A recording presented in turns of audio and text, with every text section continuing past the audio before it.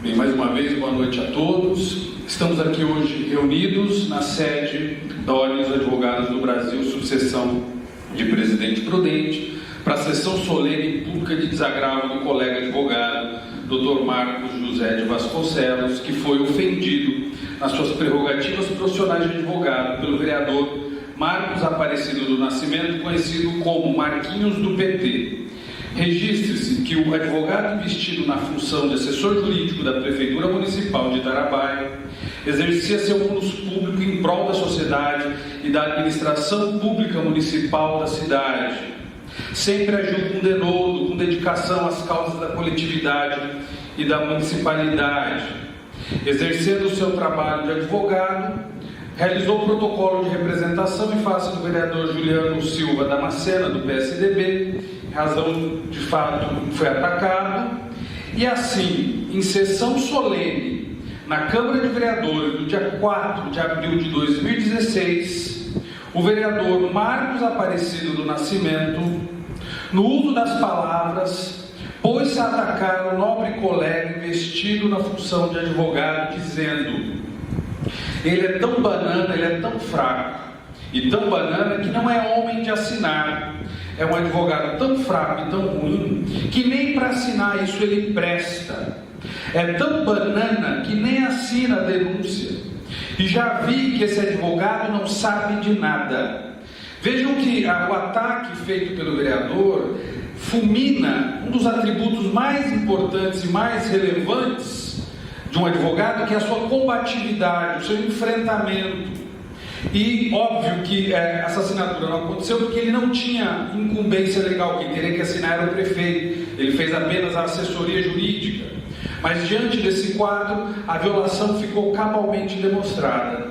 Em 12 de maio de 2016, o vereador Marcos Aparecido do Nascimento apresentou a sua defesa nesse Conselho de Prerrogativas, negando que tenha violado as prerrogativas do advogado.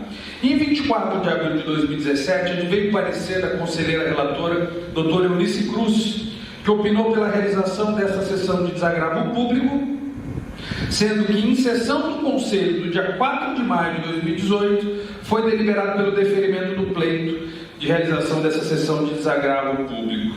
Com essa conduta, o vereador Marcos Aparecido do Nascimento não apenas vilipendiou a honra subjetiva e reputação pessoal do advogado Dr. Marcos José de Vasconcelos, como também atingiu a própria advocacia como um todo, como uma instituição indispensável e essencial à administração da justiça.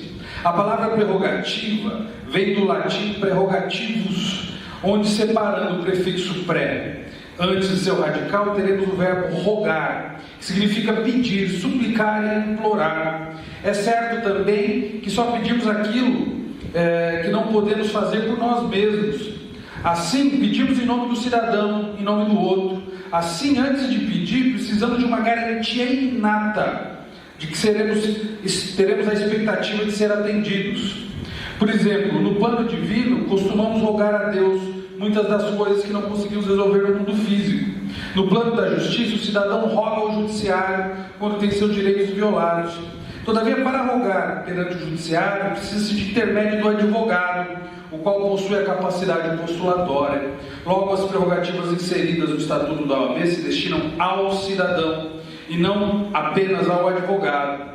Feitas essas considerações, fica claro que a Constituição de 88 estabeleceu no artigo 133 que o advogado é indispensável à administração da justiça, sendo inviolável por seus atos e manifestações no exercício da profissão nos limites da lei. Portanto, a independência e inviolabilidade conferida aos advogados foi positivada no plano constitucional para preservar a essencialidade da justiça. Os cidadãos e todas as normas e princípios correlatos, principalmente vinculados ao Estado Democrático de Direito.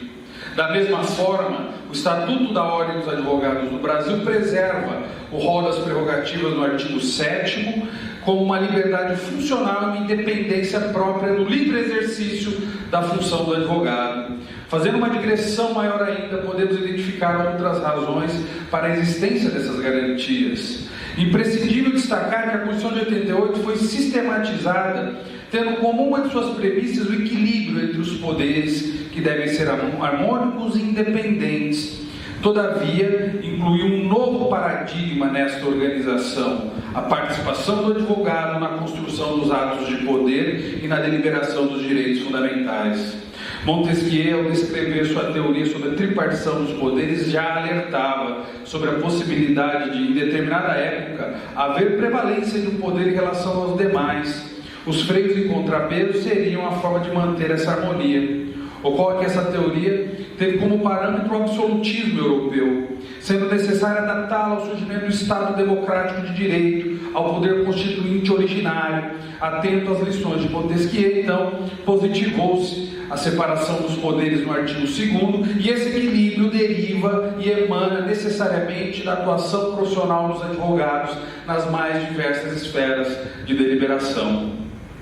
O Constituinte, não satisfeito apenas com essa garantia, necessitando dar mais efetividade ao equilíbrio, incluiu na organização dos poderes o capítulo das funções essenciais da Justiça. E nesse capítulo, o Constituinte incluiu os órgãos das instituições que possuem essas atribuições de defender a sociedade, o Estado, os hipossuficientes e os cidadãos. E dentro de um patamar hierárquico, exigindo o entrelaçamento dessas funções, não fazendo qualquer menção à prevalência de uma instituição ou órgão sobre o outro. Logo, no cenário político nacional da Constituição de 88, o equilíbrio e a harmonia entre os poderes, dentro de uma perspectiva do Estado democrático, são concretizados dentro das funções essenciais da Justiça, e o desígnio Justiça não teve um alcance restrito de mera prestação jurisdicional, mas de isonomia, de imparcialidade, de preservação de direitos e de cidadania, com a eliminação da ingerência do Estado.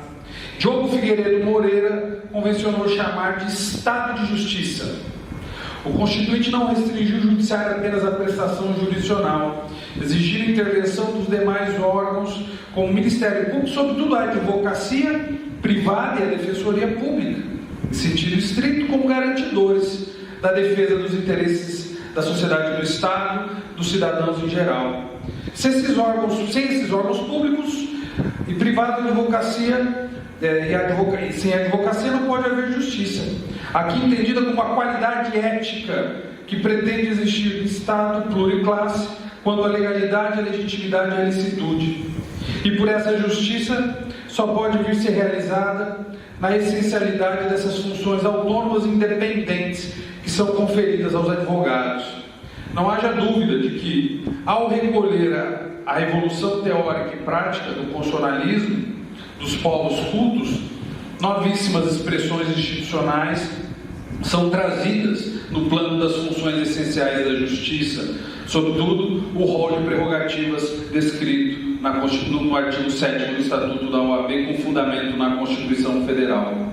Ante o exposto, para exercício das atribuições íncitas da advocacia, garantindo a promoção da justiça como liberdade e igualdade, é imprescindível a inviolabilidade e independência do advogado, além de todas as demais prerrogativas legais que estão atreladas à defesa do próprio Estado e do cidadão. Considerando a importância do bem tutelado, no artigo 2º, inciso 2º do Estatuto de Ética e Disciplina, impõe que é dever do advogado atuar com destemor, independência, honestidade, decoro, veracidade, lealdade, dignidade e boa-fé. Tolher a liberdade do advogado ou relativizar suas prerrogativas é fragilizar a defesa do cidadão e as premissas do Estado democrático de direito.